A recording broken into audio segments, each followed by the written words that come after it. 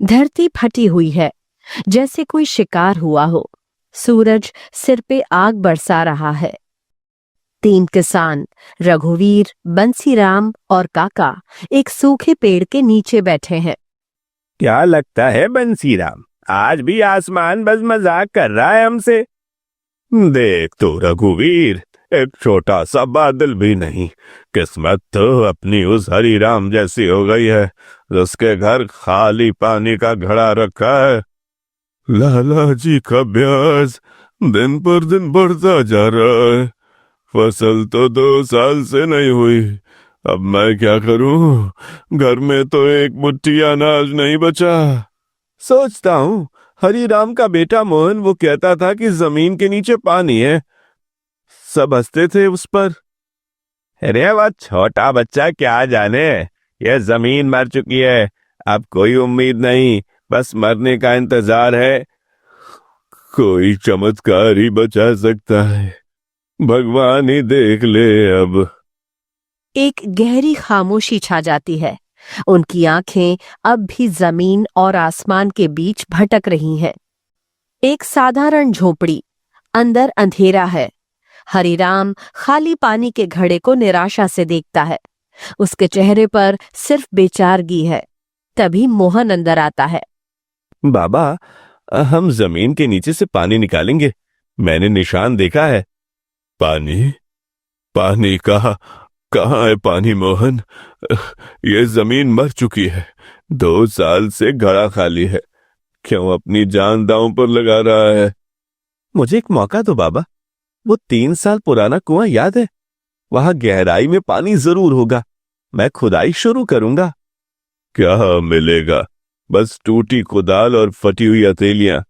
लाला जी का कर्ज तो वैसे भी नहीं चुकेगा। कर्ज की बात मत करो, अगर पानी मिल गया तो फसलें उगेंगी और इज्जत भी वापस आएगी।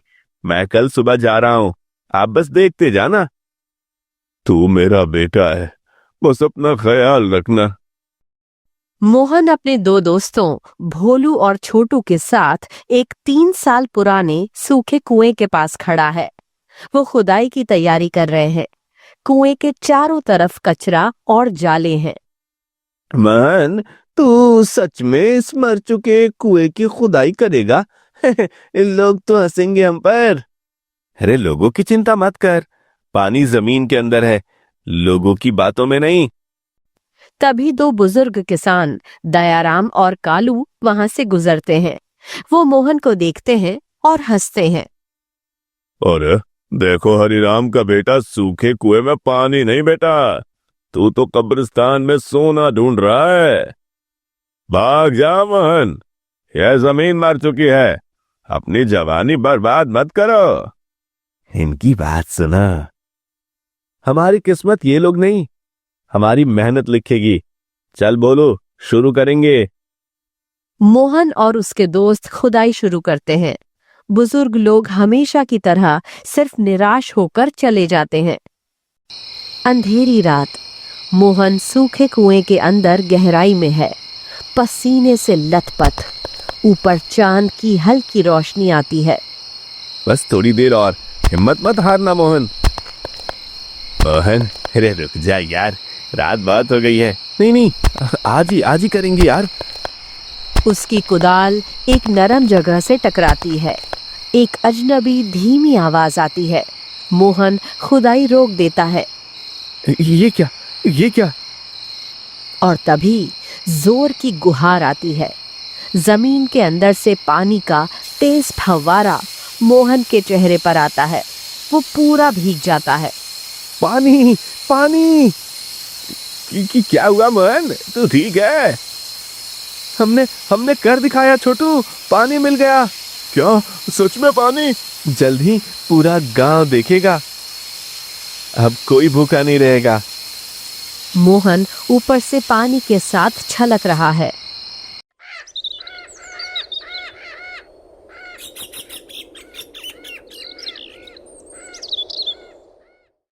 अगली सुबह मोहन अब भी गीला खेतों के मेड़ों से होता हुआ गांव की तरफ बढ़ता है। उसके पीछे छोटू और भोलू दौड़ रहे हैं। पीछे 3 किसान उसके पीछे आते हैं।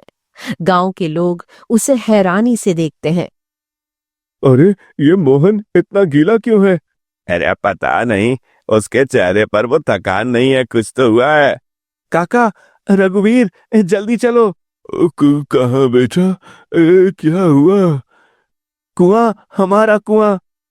मोहन दौड़ता हुआ सूखे कुएं तक पहुंचता है। लोग उसके पीछे, सब हैरानी से देखते हैं। कुएं का मुंह पानी से छलक रहा है। पानी! सच में पानी! चमत्कार! भगवान सुन ली तूने। तूने कर दिखाया बच्चे। गांव में खुशी की लहर दौड़ जाती है। लोग नाचने लगते हैं। ये दिवाली से कम नहीं है। गांव की भीड़ अभी भी खुशी से नाच रही है। हरिराम तेजी से आगे बढ़ता है और कुएं के पास आकर रुक जाता है। वो झुककर छलकते हुए पानी को देखता है। पानी? ये असली पानी है। मोहन, तूने मेरा दिल जीत लिया। मैं गलत था बेटा, मैं निराश हो चुका था। हरिराम की आंखों से आंसू निकलते हैं। वो आगे बढ़कर मोहन के भीगे हुए माथे को छूता है। मेरा बेटा शेर बेटा है। तूने कर्ज नहीं, हमारी इज्जत वापस लाई है। तूने हम सबको बचाया है। पिता बेटे के आंसू और कुएं का पानी मिल जाते हैं। ये आंसू हार के नहीं, जीत के हैं। एक नए दौर की शुरुआत। हवेली की ऊंची बालकनी से सेठ लाला जी गुस्से से नीचे हो रहे जश्न को देखते हैं। उनके पास मुनीम खड़ा है। ये शुद्ध, ये किसानों की हंसी, मेरे कान जल रहे हैं। मुनीब, ये मोहन मेरी ब्याज पर सीधा वार कर रहा है। मालिक, गांव में अब पानी आ गया है। अब वो फसल उगाएंगे। कर्ज चुकाने की हिम्मत आ गई है उनमें। हिम्मत? उनकी हिम्मत मेरे खाते से नहीं, मेरे डर से चलती थी। अब मेरा नुकसान होगा। हरिराम का कर्ज अब छूट जाएगा, 1 साल का ब्याज। तो क्या करे मालिक? इंतजार करो। ये बच्चा पानी लाया है, मैं तूफान लाऊंगा। इसके इज्जत को कलंक लगाना होगा। रात आने दो मुनीब। मोहन जीत गया, पर खेल अब शुरू हुआ है। अगली दोपहर मोहन को सेठ लाला जी की हवेली बुलाया गया है। भीड़ है, पर हर तरफ एक गहरी खामोशी है। वातावरण तनावपूर्ण है। सेठ लाला जी अपनी कुर्सी पर गुरूर से बैठे हैं। मोहन शांत खड़ा है। सुना है छोकरे, तू चतुर बहुत है, मगर जमीन का पानी और दिमाग की खेती अलग होती है। मैंने तुम्हारे लिए 3 पहेलियां रखी है। पहेली मंजूर है लाला, पर बात सिर्फ जीत हार की नहीं होगी। तो और क्या चाहिए? सोना? सोना नहीं चाहिए सेठ, न्याय चाहिए, न्याय। अगर मैंने सही जवाब दिए तो हरिराम का 1 साल का ब्याज माफ। बड़ा सौदा है, ठीक है। अगर गलत हुआ तो तुझे गांव छोड़ना होगा। मंजूर? मंजूर। पूछिए लाला जी। सेठ के चेहरे पर एक बुरी मुस्कुराहट आती है। खेल शुरू हो चुका है। हवेली का दरबार, भीड़ खामोश। सेठ लाला जी शुरू करते हैं। बता मोहन, वो कौन सी चीज है जो आग में नहीं जलती, पानी में नहीं डूबती और हवा से नहीं उड़ती, जिसका मूल्य कोई नहीं दे सकता? लाला जी, वो सच है। सच्चाई न आग में जलती है, न पानी में डूबती है, न हवा में उड़ती है, और इसका मोल आप सोने से नहीं दे सकते। सेठ के चेहरे का रंग उड़ जाता है। उसका गुरूर थोड़ा कम होता है। वो गुस्से से दूसरी पहेली पूछता है। सुनो दूसरी। वो कौन सा पेड़ है जिसका फल उसकी जड़ में छुपा तो होता है, जिसे अमीर हमेशा खरीदते हैं और गरीब हमेशा चुराते हैं? यह तो आसान है लाला जी, वो है मेहनत। इसका फल जमीन की गहराई में छिपा है। गरीब रोज चुराते हैं और आप जैसे अमीर इसकी कीमत देकर भी कभी नहीं पा पाते। मोहन का जवाब सुनकर सेठ की आंखें गुस्से से लाल हो जाती हैं। उसकी हार अब साफ दिखती है। तो तुम न्याय हुआ लाला जी, हरिराम का ब्याज माफ कीजिए। मोहन गौरव से हवेली से बाहर निकलता है। भीड़ में खुशी की लहर दौड़ जाती है। लेकिन हवेली के अंदर सेठ लाला जी का गुस्सा आग बन चुका है। मुनीम डर से खड़ा है। तोड़ डालो इस शोर को। वो पहेली जीता है, मुनीब जीत गया। मालिक, गांव खुश है, हरिराम का ब्याज माफ हो गया। ब्याज? अब उसकी कीमत उसकी इज्जत से चुकेगी। उसने पहेलियां जीती हैं पर अपनी जिंदगी हार देगा, उसका खेल खत्म। मैं समझा नहीं मालिक। इंतजार करो, रात आने दो। ये जीत उसकी आखिरी खुशी होगी, उसके नाम पर कलंक लगेगा। सेठ की आंखों में बदले की काली छाया पड़ जाती है। एक शातिर मुस्कान उसके चेहरे पर आती है। रात का गहरा अंधेरा, आधी रात का सन्नाटा। मोहन अपनी साधारण झोपड़ी के फटे हुए बिस्तर पर गहरी नींद में है। झोपड़ी के दरवाजे पर एक काली परछाई आती है। अब देखते हैं चतुर बेटा। परछाई धीरे से अंदर दाखिल होती है। उसके हाथ में एक भारी थैला है। थैला सोने से भरा लगता है। ये तोहफा मेरी तरफ से कलंक का सोना। वो थैला मोहन के सोते हुए शरीर के नीचे उसके सरकंडे वाले बिस्तर के अंदर चुपचाप रख देता है। परछाई उठती है, हाथ झाड़ती है। सुबह का इंतजार करना मोहन, तुम्हारी जीत खत्म। परछाई फिर से अंधेरे में घुल जाती है। मोहन सो रहा है। उसके नीचे एक बड़ा राज छिपा है। सुबह का उजाला फैलता है। सेठ लाला जी के 2 तगड़े आदमी मोहन को झोपड़ी से खींचकर बाहर लाते हैं। गांव की भीड़ हैरानी से देखती है। छोड़ो मुझे, मैंने कुछ नहीं किया, ये धोखा है। अरे ये क्या शोर है? मेरा चतुर बेटा चोर निकला। देखो तो मुनीम, इस गरीब की झोपड़ी में कौन सा खजाना छुपा है? सेठ खुद झोपड़ी के अंदर आता है और सोते हुए बिस्तर के नीचे से सोने का थैला निकालता है। भीड़ की सांस रुक जाती है। सोना? इस गरीब ने सोना चुराया है? ब्याज माफ करवाने के लिए इसने ये ड्रामा किया था। धोखेबाज, तूने हमारी इज्जत बेच दी। निकल जा यहां से चोर। बाबा, मैं सच कह रहा हूं। जा मोहन, तू अब यहां नहीं रह सकता। सेठ के आदमी मोहन को जमीन पर घसीटते हैं। मोहन गांव छोड़कर आगे बढ़ता है। पूरा गांव उसे निराश और गुस्से से देखता है। मोहन अकेला है। वो गांव की हद पर भारी कदमों से रुकता है। पलट कर देखता है जहां उसके अपने थे। छोड़ दिया सबने, एक चोर मान लिया। क्या यही मेरा इनाम था? नहीं, मैं रुकूंगा नहीं। वो सोना कुआं भर सकता है तो ये झूठ भी टूट सकता है। उसके चेहरे पर निराशा नहीं, विश्वास है। सच कभी नहीं मरता लाला जी। ये खेल अब एक नई मंजिल पर शुरू होगा। अपनी इज्जत के साथ लौट कर आऊंगा। वो धूल भरी सड़क पर आगे बढ़ जाता है। मोहन धूल भरी सड़क पर एक और सूखे गांव सोनापुर पहुंचता है। जमीन यहां और भी मरी हुई लगती है। उसके हाथ में बस एक टूटी कुदाल है। नई शुरुआत बिना नाम के। एक बुजुर्ग मजदूर उसके पास से गुजरता है। अरे नए हो? यहाँ पानी नहीं मिलता, बस मेहनत मिलती है। क्या करोगे? पत्थर उठाऊंगा, बिना नाम के काम करूंगा। कहीं तो सच की गहराई होगी। अच्छा, पत्थर उठाओ। मोहन बिना कुछ कहे एक जगह बैठकर भारी पत्थर उठाना शुरू करता है। अब वो चतुर बेटा नहीं, एक गुमनाम मजदूर है। दोपहर की कड़ी धूप। मोहन पत्थर उठाते हुए एक ढलान देखता है जहां से बारिश का पानी बेकार बह जाता है। सुनो भाइयों, यह पानी जमीन में रुकता क्यों नहीं? कैसे रुकेगा? ढलान है, सीधा नदी में जाता है। नहीं, अगर हम यहाँ एक छोटा बांध बना दे, एक जल संचय बांध, और गड्ढा खोद दे तो पानी रुक जाएगा, जमीन पिएगी। बांध? हम पत्थर उठाते हैं, अभियंता नहीं मोहन। अरे हमारा दिमाग हमारी कुदाल ही है। पानी आएगा तो फसल उगेगी। क्यों हमेशा भूखे रहे हम? आओ शुरू करते हैं। मोहन अपनी कुदाल उठाता है और सबसे पहले ढलान की खुदाई शुरू करता है। कुछ मजदूर हंसने की बजाय उसके साथ जुड़ जाते हैं। कुछ हफ्ते गुजर जाते हैं।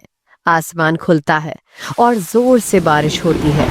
पानी ढलान से बहने की बजाय बांध में रुक जाता है। अरे देखो, पानी रुक गया। जमीन तो प्यासी बच्ची की तरफ पिए जा रही है। मोहन की बात सच निकली। ये छोटा बांध तो किस्मत बदल देगा। समय तेजी से आगे बढ़ता है। सूखी जमीन पर हरियाली की लहर दौड़ जाती है। सोनापुर अब पहचाना नहीं जाता। बेटा मोहन, तूने तो मुर्दा जमीन को जिंदगी दे दी बेटा। तू तो हमारा भगवान है। नहीं काका, मैं तो बस एक मजदूर हूँ। यही हमारी सबकी मेहनत है। अब कोई भूखा नहीं रहेगा। मोहन की आंखों में शांति है। उसे अब सबसे ज्यादा इज्जत मिलती है, पर वो अब भी उतना ही जमीन से जुड़ा हुआ है।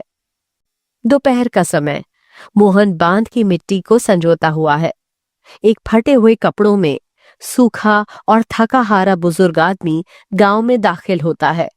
उसकी आंखों में सिर्फ भूख है। बाबा, बहुत थके हुए लगते हो। ये लो पानी। भगवान भला करे बेटा।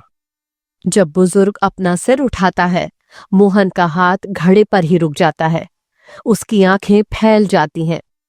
लाला जी। मोहन, मुझे पहचान लिया? मैं वो सब नहीं भूला, पर आप यहाँ इस साल में, आपके पैसे का क्या हुआ? पैसे वो मिट्टी हो गए बेटा। सच्चाई तुम्हारे कुएं में थी, मेरे खजाने में नहीं। मैं हार गया मोहन। मोहन शांत खड़ा है। उसके चेहरे पर गुस्सा नहीं, बस गहरी उदासी है। किस्मत का खेल। मोहन अभी भी लाला जी के सामने शांत खड़ा है। तभी एक थका हारा यात्री गांव में दाखिल होता है। वो मोहन को पहचानता है। अरे मोहन, तुम यहाँ हो? रमेश, तुम सब ठीक है? ठीक कुछ नहीं है, जल्दी चलो। मोहन, तुम्हारे बाबा हरिराम काका वह दुख और भूख से मर रहे हैं। उन्होंने खाना छोड़ दिया है। तुम्हें अभी वापस जाना होगा। क्या बाबा? नहीं। हाँ मोहन, तुम्हारी इज्जत के बिना वो भी जीत हार गई। देर मत कर बेटा, वह सब तुम्हारा इंतजार कर रहे हैं। मोहन की आंखों में निराशा की जगह एक नया संकल्प उभरता है। उसके चेहरे पर अब तेजी है। मैं जाऊंगा और सच्चाई को वापस लाऊंगा। आप सब देखते रहना। मोहन दृढ़ निश्चय से अपने पुराने दुश्मन सेठ लाला जी की तरफ बढ़ता है।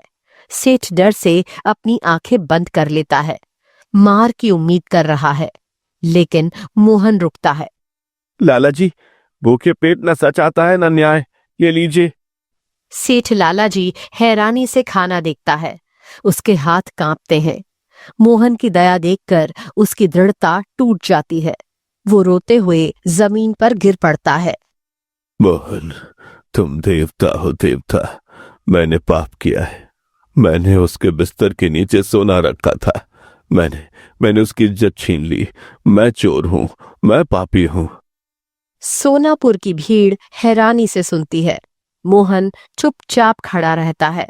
सच्चाई आखिर सामने आ चुकी है। आपका न्याय हो गया लाला जी, अब हम चलते हैं। मोहन अपनी इज्जत और सच्चाई के साथ अपने गांव की तरफ निकल पड़ता है। मोहन अपनी इज्जत और नई कमाई हुई शक्ति के साथ अपने पुराने गांव की तरफ लौटता है। उसके साथ सोनापुर के बुजुर्ग और नर्म हो चुके सेठ लाला जी हैं। उनके हाथों में अनाज के थैले और पानी के घड़े हैं। रमेश, अब देर नहीं होगी। बाबा को बता दे, उनका बेटा वापस आ रहा है। हमारी मेहनत और तुम्हारा सच मोहन इसमें भरा है। कोई भूखा नहीं रहेगा। हरि राम काका, उनसे माफी मांगूंगा। यह अनाज मेरे पापों का दान है। बस लाला जी, अपना दिल देखिए। प्यार लेकर जा रहे हैं, न्याय लेकर जा रहे हैं। पुराना गांव अब नया बनेगा। उनके कदम अब धूल में नहीं, उम्मीद के रास्ते पर चल रहे हैं। मोहन तेजी से अपनी पुरानी झोपड़ी में दाखिल होता है। अंदर हरिराम काका अपने फटे हुए बिस्तर पर बहुत ही कमजोर और निढाल पड़े हैं। उनकी आंखें बंद हैं। मोहन उन्हें देखकर रुक जाता है। बाबा, मैं आ गया हूं।